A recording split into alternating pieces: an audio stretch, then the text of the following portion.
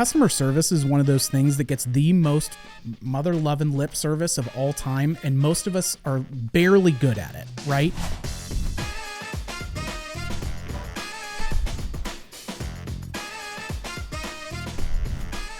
Hey there, everyone. I'm Russ. And I'm Danny. And this is the Memory Makers Podcast. The show focused on helping you create amazing customer experiences and make more memories. Ever Memory Makers remix. Guess what, Danny? We got a remix on a classic today, and I'm super jazzed up about it. I'm excited about this one too. Before we get into that, though, I do want to share something that I did over the weekend that I'm kind of excited by. So we've got, for those that don't know, my wife and I live in the Denver area.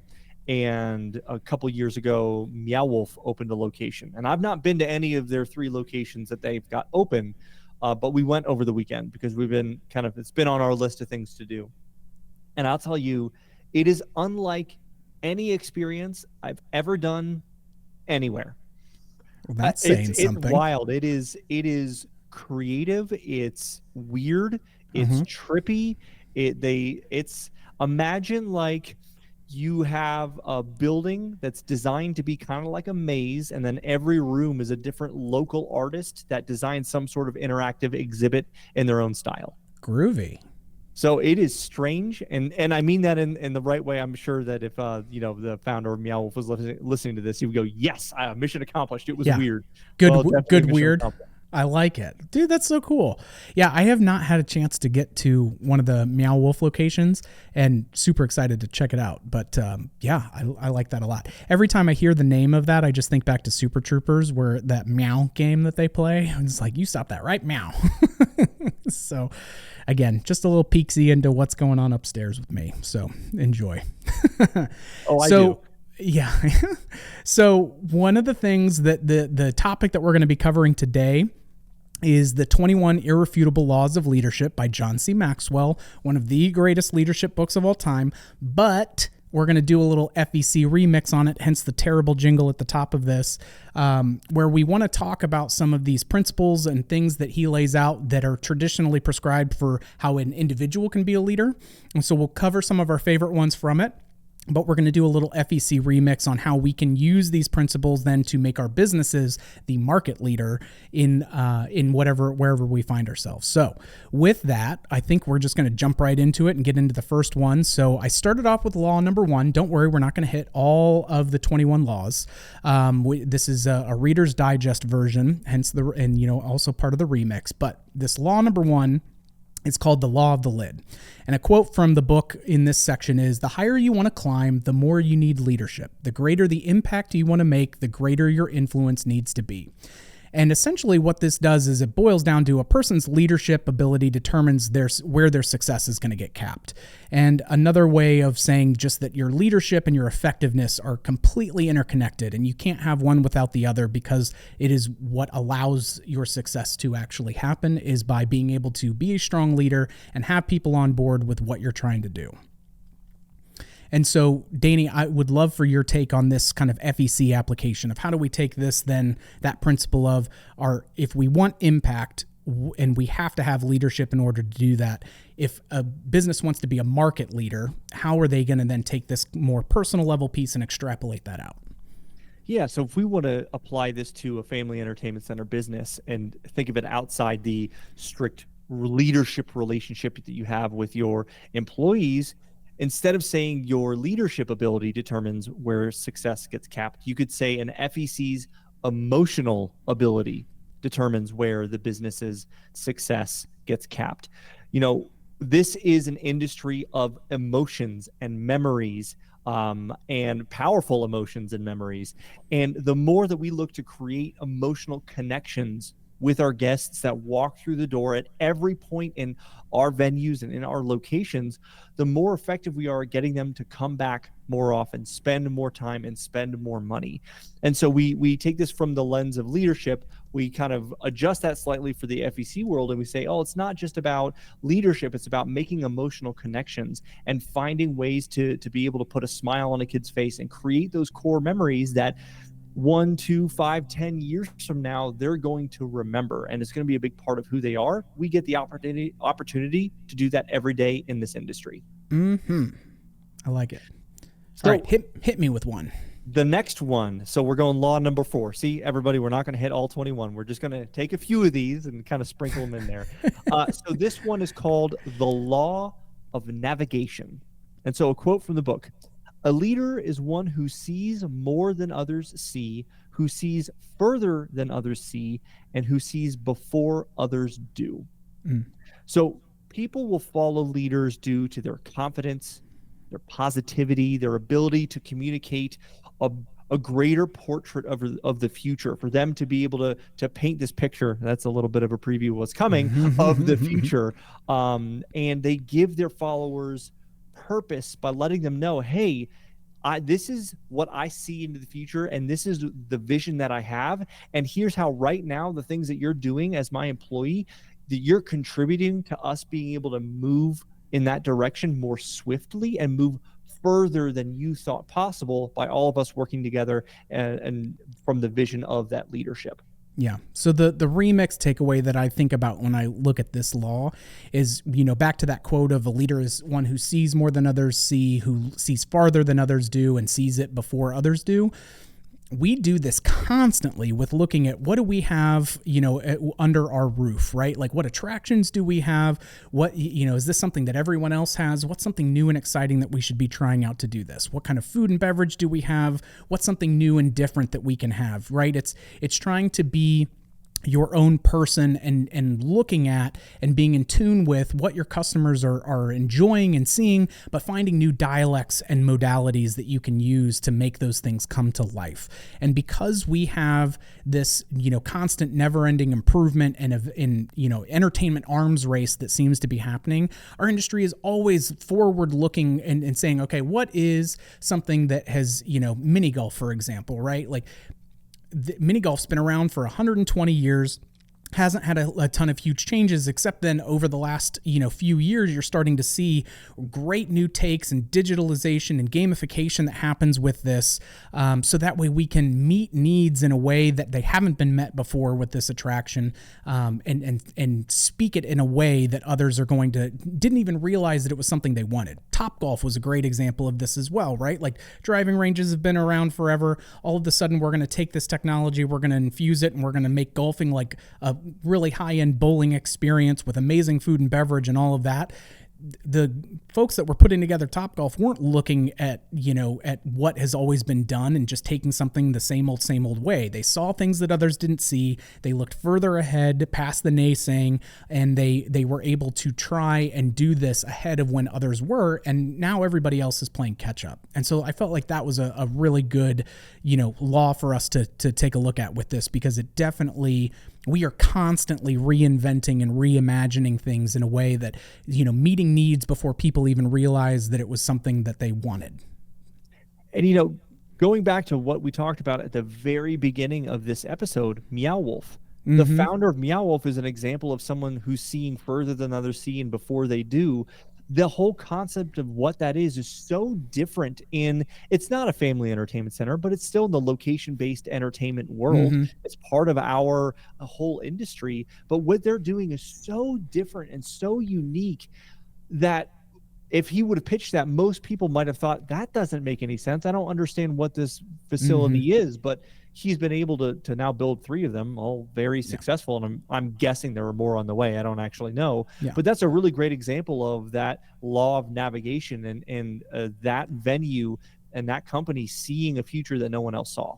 Well, and it's also one of the reasons why entrepreneurs get so much frustration with things, because they do have this vision and they're seeing what others don't see. And so you're constantly having to get others to play catch up, even when you're trying to get buy-in for the concept and funding. And what is all this going to look at? Because I would be curious whether it's a Colonel Sanders getting passed on for 100 and whatever many times on his concept for Kentucky Fried Chicken. Like, how many times did Meow Wolves get pitched at a private equity firm or traditional banks or any of that stuff? And people are just going, what you're going to make, and how is this going to be successful, and what?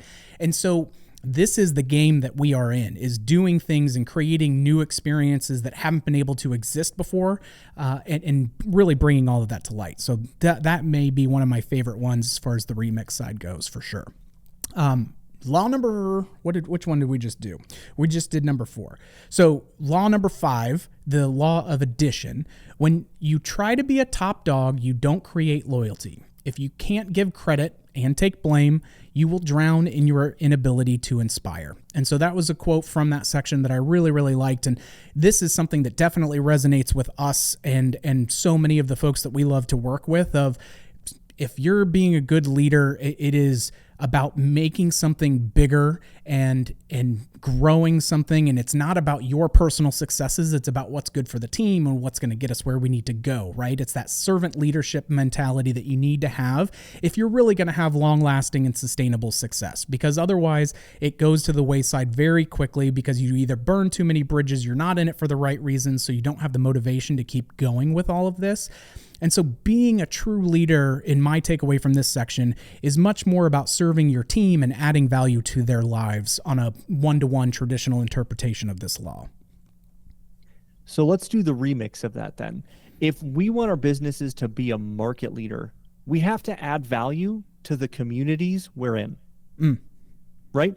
What philanthropic efforts and charities does your center participate in? How do your customers see your business serving a higher purpose to those in need? And it's one thing that I love when I look around this industry, and Armando and Kim, the owners of Creative Works, have done a presentation about this at multiple events of the business of generosity. There are so many amazing examples of whether it's a single location business or a multi-location chain or something larger than that, of a franchise, participating in giving to their community, participating in generosity, doing things that set themselves up in a very unique way, because the kind of business that we're in, of memories and fun and escape and celebrate all these different things, we have a unique position to provide memories to those who might be in need, whether it's a birthday party for families that may not be able to afford it, or when there's a local disaster that strikes, and being able to open your doors and let people in to be able to kind of escape some of the things that have happened in the community. There's so many different ways to get creative with the unique services and products that you offer. And there are so many great examples of people within our industry doing just that. Mm-hmm. And not only doing it, but not necessarily shouting it from the rooftops. Mm-hmm. Because while, yes, you may get good press coverage for doing those things, they're not doing it because they want press coverage. They're doing it because they know it's the right thing to do for their community. And anything that might happen on the back end of that, great, it happens, but that's not the reason for it. So that's, I think, a really interesting remix there. Yeah. And I think that ties even well into the next one that we're going to dive into here as well. Yeah. And that's, a lot of these different laws are tied together. They don't live in silos, right? Yeah. And this one I kind of prefaced earlier. This one's called the law of the picture. Mm-hmm. And so the quote from the book is, followers may doubt what their leaders say, but they usually believe what they do. And so one of the most consistent differences between leaders and followers is that leaders constantly communicate the goal of a better future. They've got that vision. They know what the future looks like. They know where they want to go. But there is a difference between knowing that in your brain and being able to communicate that in a way to your team where not only do they understand it, but they know what they can do today to contribute to get the company, to get the business to move closer to that picture of the future. Mm-hmm.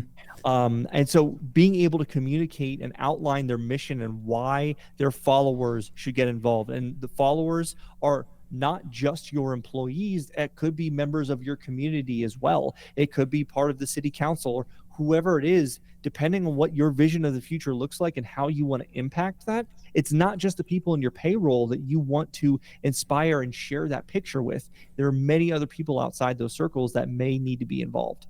Well, and this for me all boils down to what's lip service versus what are your daily actions and how you're showing up, and what are you consistently doing that is actually informing others of who you are and what you're about.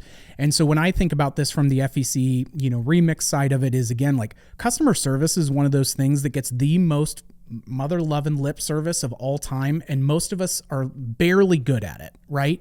And so it gets to be a thing because we have conversations with folks and they're like, well, We want to open this. We want to have the Disney approach. We want to have better customer service than anyone else that's in our market. What does that mean?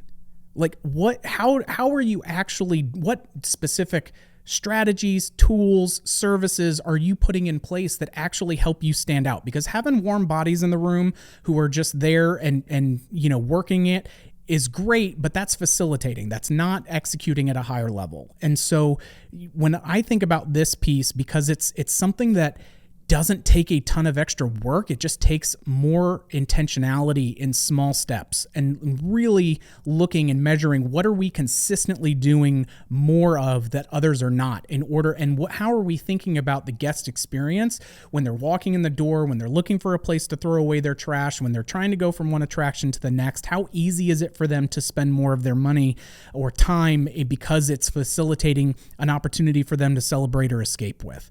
And so if you are just saying we're going to have a really good customer service, great. What are the specific, measurable, tangible things that you are going to do at very minute levels with the guest experience in mind to make it better? And there's all kinds of positive things that you can do with this, of whether it's, frictionless pay systems to make it easier for folks to move throughout and just not have to be disrupted from the fun. Whether it's having your greeters at the door and spending a little bit more on the labor side to make sure that people see or feel seen and heard while they're there.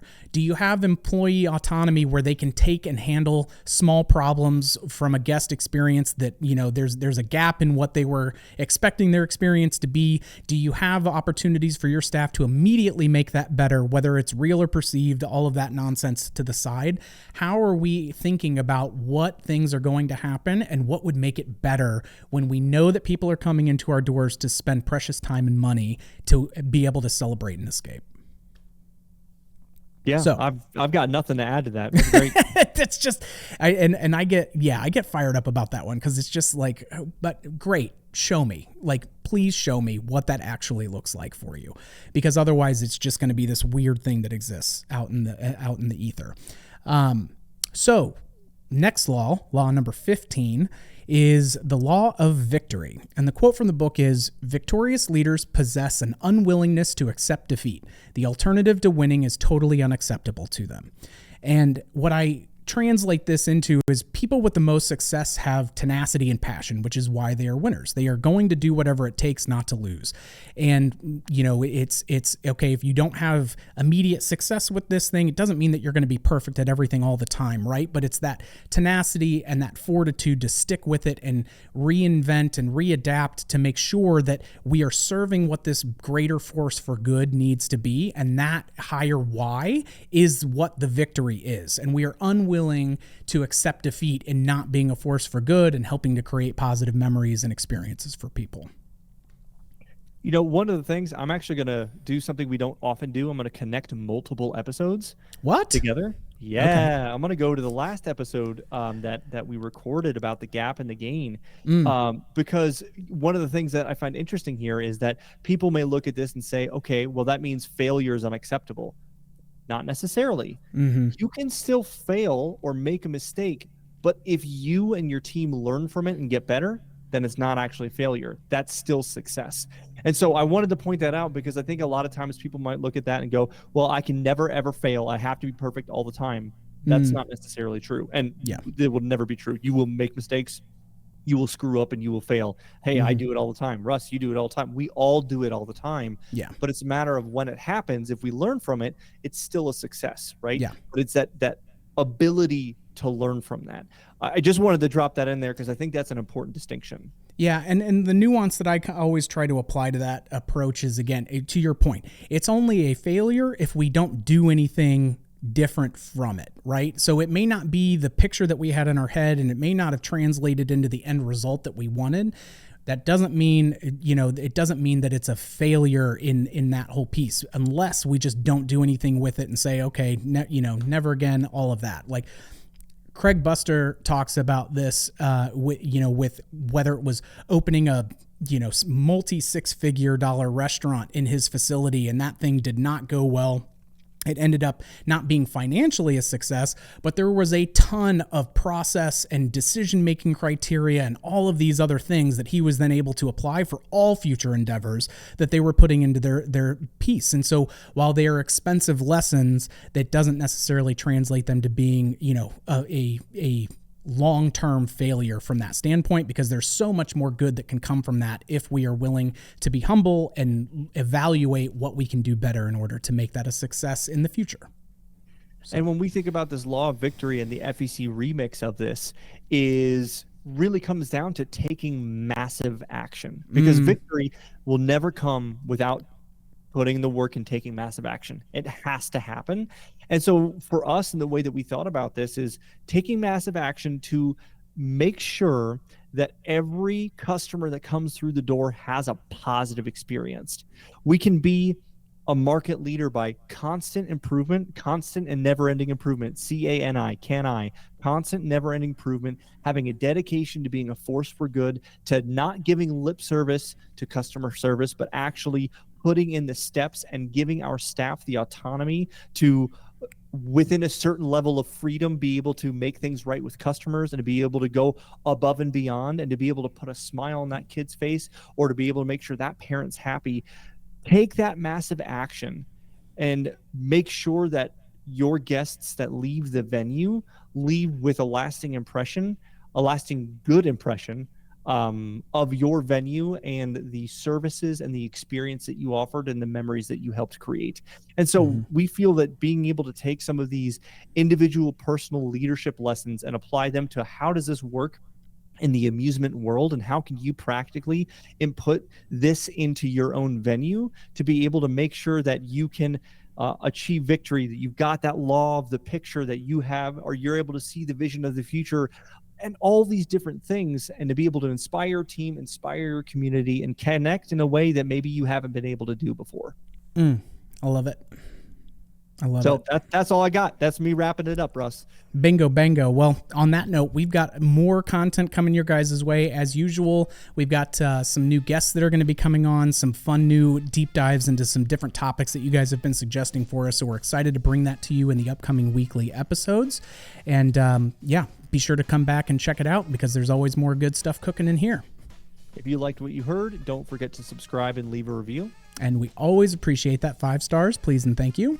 If you've got ideas for future topics or guests, follow us on social media, send us a DM. Shout out to Mikey Mike on the 1s and 2s working the Ultranet, and thank you guys so much for joining us, and we will see you on the next one.